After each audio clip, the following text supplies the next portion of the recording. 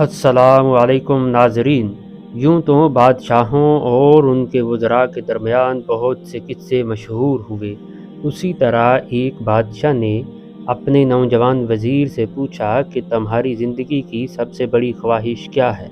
وزیر شرما گیا، اس نے منہ نیچے کر لیا۔ بادشاہ نے کہا لگایا اور بولا، تم گھبراؤ مت، بس اپنی زندگی کی سب سے بڑی خواہش بتاؤ۔ وزیر گھٹنوں پر جھکا اور عاجزی سے بولا، حضور، آپ دنیا کی خوبصورت ترین سلطنت کے مالک ہیں۔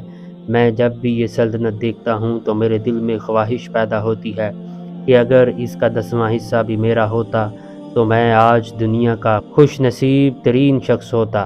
وزیر خاموش ہو گیا۔ بادشاہ نے پھر کہا لگایا اور بولا، میں اگر تمہیں اپنی آدھی سلطنت دے دوں تو؟ وزیر نے گھبرا کر اوپر دیکھا اور عاجزی سے بولا، بادشاہ سلامت، یہ کیسے ممکن ہے؟ میں اتنا خوش نصیب کیسے ہو سکتا ہوں؟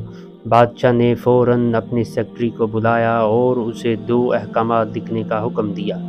بادشاہ نے پہلے حکم کے ذریعے اپنی آدھی سلطنت نوجوان وزیر کے حوالے کرنے کا فرمان جاری کر دیا، جبکہ دوسرے حکم میں بادشاہ نے وزیر کا سر قلم کرنے کا آرڈر دے دیا۔ وزیر دونوں احکامات پر حیران رہ گیا۔ بادشاہ نے احکامات پر مہر لگائی اور وزیر کی آنکھوں میں آنکھیں ڈال کر بولا، تمہارے پاس 30 دن ہے۔ تم نے ان 30 دنوں میں صرف 3 سوالوں کے جواب تلاش کرنے ہیں۔ تم کامیاب ہو گئے تو میرا دوسرا حکم منسوخ ہو جائے گا اور تمہیں آدھی سلطنت مل جائے گی، اور اگر تم ناکام ہو گئے تو میرا پہلا حکم خارج سمجھا جائے گا اور دوسرے حکم کے مطابق تمہارا سر اتار دیا جائے گا۔ وزیر کی حیرت پریشانی میں بدل گئی۔ بادشاہ نے اس کے بعد کہا، میرے 3 سوال لکھ لو۔ وزیر نے لکھنا شروع کر دیا۔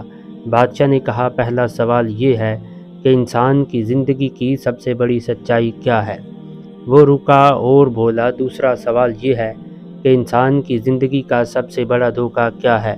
وہ رکا اور بولا، تیسرا سوال یہ ہے کہ انسان کی زندگی کی سب سے بڑی کمزوری کیا ہے؟ بادشاہ نے اس کے بعد نکارے پر چوٹ لگوائی اور بآواز بلند کہا کہ تمہارا وقت اب شروع ہوتا ہے۔ وزیر نے دونوں پروانے اٹھائے اور دربار سے دوڑ لگا دی۔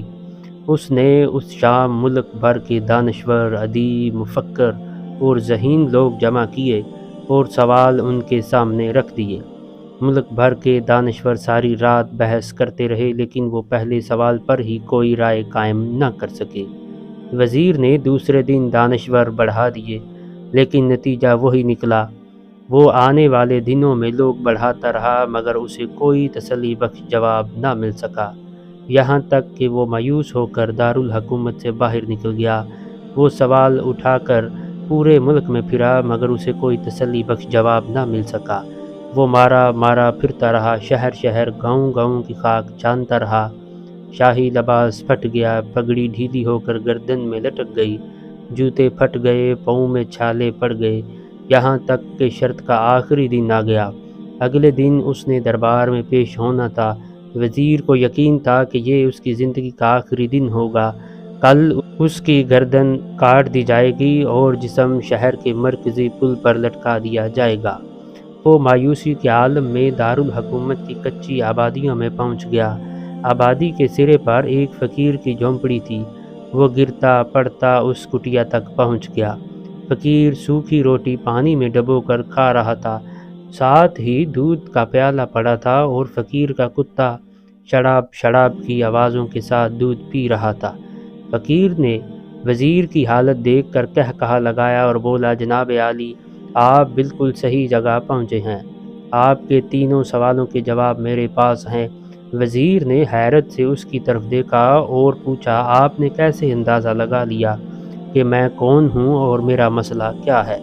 فقیر نے سوکھی روٹی کے ٹکڑے چھابے میں رکھے، مسکرایا، اپنا بوریا اٹھایا اور وزیر سے کہا، یہ دیکھیے، آپ کو بات سمجھ آ جائے گی۔ وزیر نے جھک کر دیکھا تو بوریے کے نیچے شاہی خلعت بچھی ہوئی تھی۔ یہ وہ لباس تھا جو بادشاہ اپنے قریب ترین وزراء کو ہدایت کرتا تھا۔ فقیر نے کہا، جناب عالی، میں بھی اسی سلطنت کا وزیر ہوتا تھا۔ میں نے بھی ایک بار آپ ہی کی طرح بادشاہ سے شرط لگانے کی غلطی کر لی تھی، نتیجہ آپ خود دیکھ لیجئے۔ فقیر نے اس کے بعد سوکھی روٹی کا ٹکڑا اٹھایا اور دوبارہ پانی میں ڈبو کر کھانے لگا۔ وزیر نے دکھی دل سے پوچھا، کیا آپ بھی جواب تلاش نہیں کر سکے؟ فقیر نے کہا لگایا اور جواب دیا کہ میرا کیس آپ سے ذرا مختلف تھا۔ میں نے جواب تو ڈھونڈ لیے تھے، میں نے بادشاہ کو جواب بھی بتائے۔ آدھی سلطنت کا پروانہ پھاڑا، بادشاہ کو سلام کیا اور اس کٹیا میں آ کر بیٹھ گیا۔ میں اور میرا کتا دونوں مطمئن زندگی گزار رہے ہیں۔ وزیر کی حیرت بڑھ گئی، لیکن یہ سابق وزیر کی حماقت کے تجزیے کا وقت نہیں تھا، جواب معلوم کرنے کی گھڑی تھی۔ چنانچہ وزیر اینکر پرسن بننے کی بجائے فریادی بن گیا اور اس نے فقیر سے پوچھا، کیا آپ مجھے ان سوالوں کے جواب دے سکتے ہیں؟ فقیر نے ہاں میں گردن ہلا کر جواب دیا اور کہا کہ میں پہلے 2 سوالوں کا جواب مفت دوں گا، لیکن تیسرے جواب کے لیے تمہیں قیمت ادا کرنی ہوگی۔ وزیر کے پاس شرط ماننے کے سوا کوئی آپشن نہیں تھا، اس نے فوراً ہاں میں گردن ہلا دی۔ فقیر بولا کہ دنیا کی سب سے بڑی سچائی موت ہے، انسان کوئی بھی ہو، کچھ بھی ہو، وہ اس سچائی سے نہیں بچ سکتا۔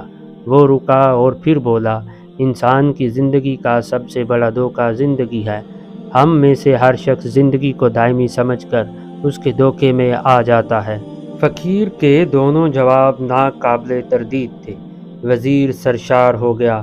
اس نے اب تیسرے جواب کے لیے فقیر سے شرط پوچھی تو فقیر نے کہا لگایا اور کتے کے سامنے سے دودھ کا پیالہ اٹھایا اور وزیر کے ہاتھ میں رکھ دیا اور کہا، میں آپ کو تیسرے سوال کا جواب اس وقت تک نہیں بتاؤں گا جب تک آپ یہ دودھ نہیں پیتے۔